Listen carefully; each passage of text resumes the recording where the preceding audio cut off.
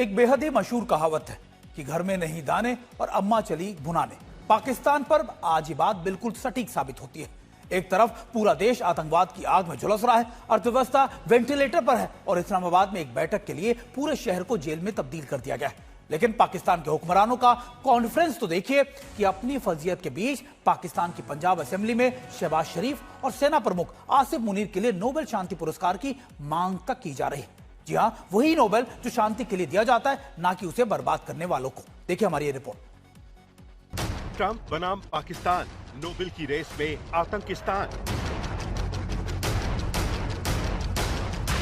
दुनिया दंग है कि आखिर पाकिस्तान में ये क्या चल रहा है, जहां एक तरफ डोनाल्ड ट्रंप नोबेल शांति पुरस्कार के दावेदार हैं, तो एक नई कतार में मुनीर, शहबाज और डार खड़े हो गए हैं। कंगाली की कगार पर खड़े पाकिस्तान ने अपने पीएम, आर्मी चीफ और विदेश मंत्री के लिए नोबेल शांति पुरस्कार की मांग की है।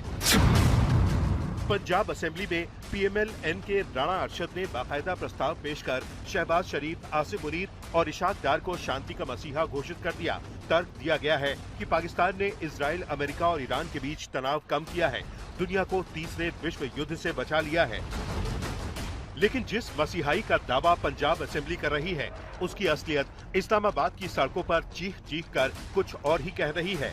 एक छोटी सी वार्ता के लिए पाकिस्तान की राजधानी को किसी हाई सिक्योरिटी जेल में तब्दील कर दिया गया है। होटलों के मुसाफिर निकाल दिए गए, सड़कें सील हैं और पूरा शहर पुलिस छावनी है।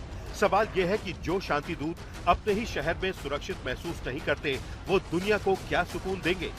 अब सुनिए वो चेतावनी जिसके डर से पाकिस्तान दुआ कर रहा है कि ये बातचीत कामयाब हो जाए। मिडिल ईस्ट पॉलिसी काउंसिल के वरिष्ठ रेजिडेंट फेलो कामरान बुखारी ने पाकिस्तान के टूट जाने का खतरा बताया है। पाकिस्तान का नोबेल की रेस में खड़ा होना इसलिए भी चुभता है क्योंकि आंकड़े उसकी गवाही नहीं देते। हाल ही में आई एक अंतर्राष्ट्रीय रिपोर्ट के मुताबिक दुनिया में सबसे ज्यादा आतंकवादी घटनाएं पाकिस्तान की सरजमीन पर होती हैं। जिस मुल्क के भीतर अशांति का लावा उबल रहा हो, जहां बलूचिस्तान से लेकर खैबर पख्तूनख्वा तक पाकिस्तान की फौज संघर्ष कर रही हो, वहां के हुक्मरान ट्रंप को टक्कर देने का सपना देख रहे हैं।